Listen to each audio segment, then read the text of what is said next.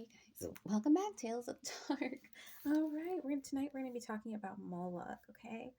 Um. All right. So human evolution has come a long way, right? From us being hunters and gatherers, building monuments and temples. At some point in time, humans believed in idol worship, right? Or cult practices. The lack of knowledge or inability to understand the world around them, right?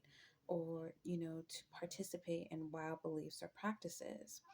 Uh, these wild beliefs or practices, I want to say, was, you know, could it be something deeper than what we expected, right? Going back to ancient times and things to that nature. Yeah. Was there something deeper on why they were practicing some of these things, right?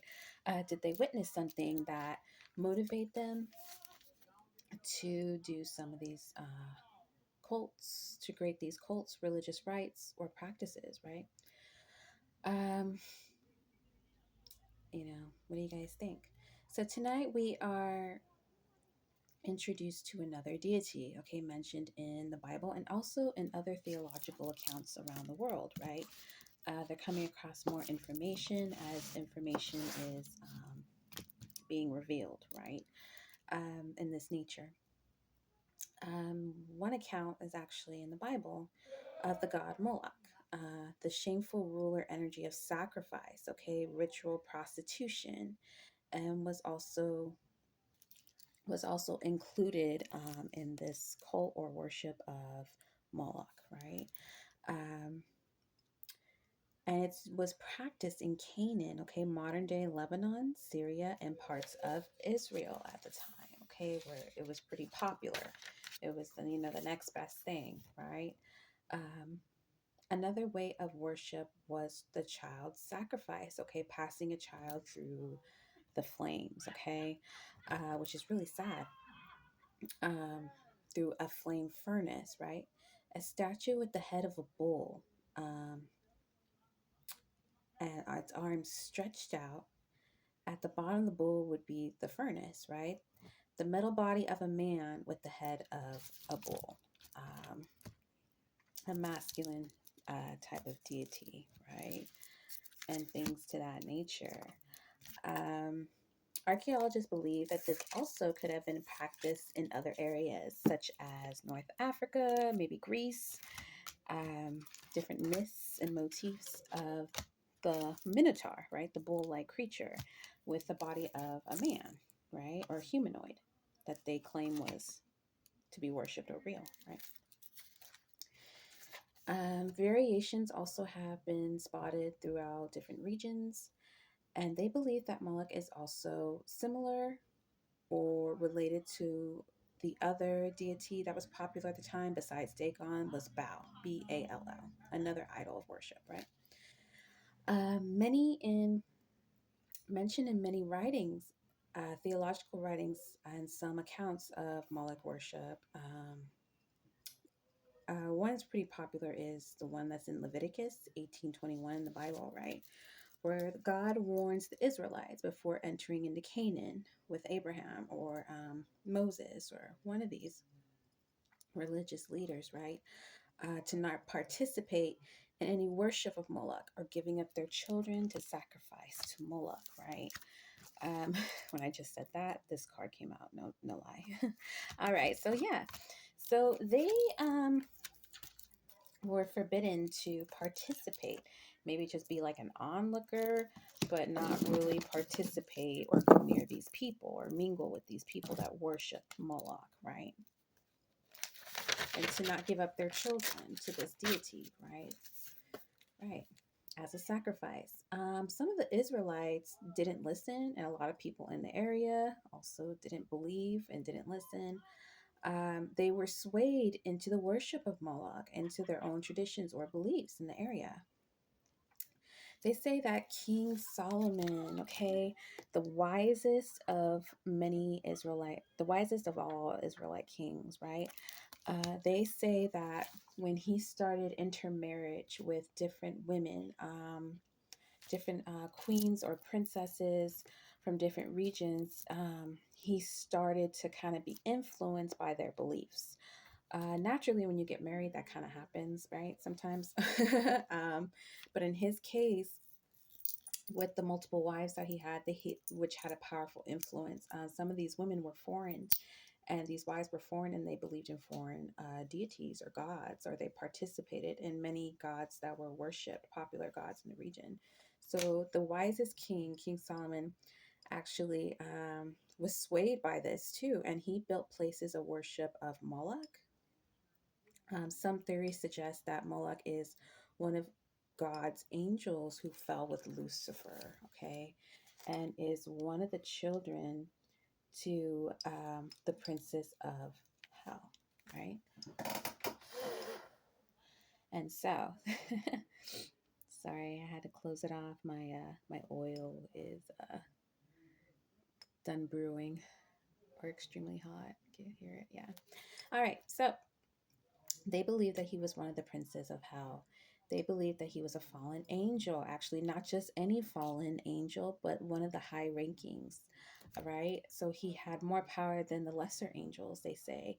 Um, but he was associated with fertility and sacrifice, whose major hobby included the worship of various groups, right?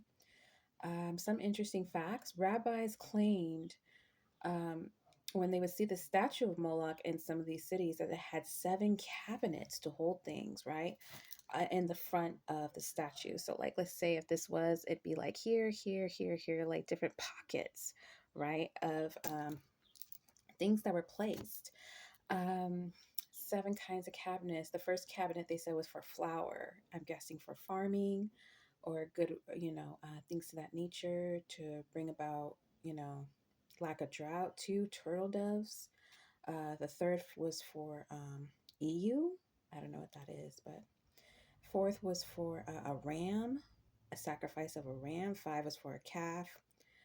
Six was for beef, the giving of meat from a ram, a calf, and more meat. And then the seventh was for the child, which would be the bottom of the furnace, sadly, um, and things to that nature, which was really crazy.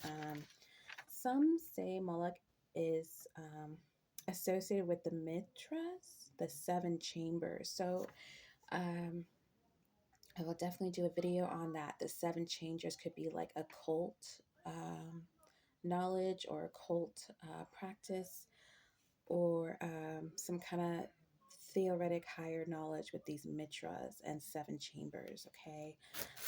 When a child was sacrificed to Moloch, the fire was lit inside the statue, and the priests would beat their drums loudly so the sounds of the cries would not be heard to these people.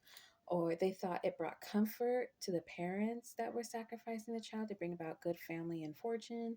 Like, just this strange dynamic of, you know, of religion and idol worship.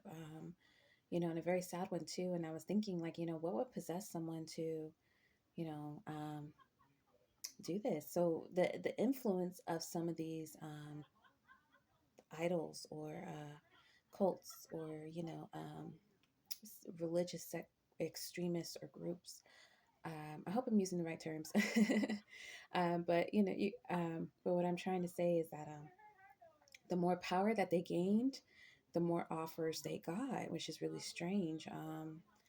Just strange. Okay, and it says they believed Moloch had power or a powerful influence because he was a superior fallen angel. That's what they believe his origins were. And that's why he had power and influence over some of these people, right? To do his bidding or to have followers and things to that nature. Where they said that he wore the title of King of Legions, a demon of warfare and skilled in combat. Some say that he was one of the leading generals in the rebellion in heaven, right next to Lucifer and his kin, right? So I think that's why a lot of kings were attracted to Moloch, the promise of winning combat or warfare at the hands of a sacrificial lamb, right? Or, something pure and innocent. And then on top of that, things to that nature.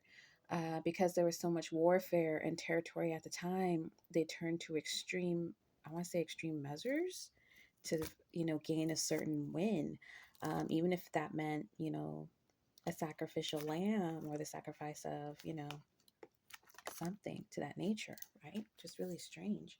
Um, According to some 16th century demonologists, Moloch's power is strong in October, right? So we're seeing classic themes of occult knowledge. We're seeing classic themes of occult, and also October. And they believe the power was very, very, very, very, very, very heightened in October.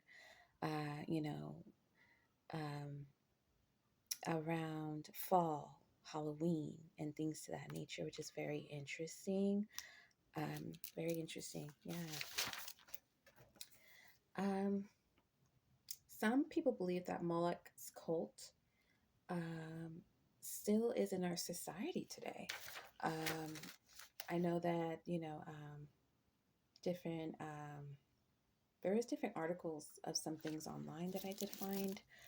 Um, People really believe that it's still in our society, but just not in the ways that we think, or this cult is still alive, um, and things to that nature. That some of these ancient cults or beliefs are still alive in our society. Some of them could be more hush hush, others can be out in the open, depending on what part of the world you're in, right? Or what beliefs you have and things to that nature. So what do you guys think about this? um, Tales of the Dark discussion. Would you guys ever go explore in some of these regions and look at these temples, like in Syria or Lebanon, if they're still there? Would you ever, um, write a book or an article on this, and why? Um, I think there's a lot to think about when it comes to this subject. There's so much complexities to it, and also different directions it can go in, and different things to talk about. But all right, thank you so much for joining me. Okay, Tales of the Dark. All right, and let me know if you guys want to hear anything more on these ancient gods or deities, or you guys want to hear something else. All right, thank you. I'll see y'all later. Bye.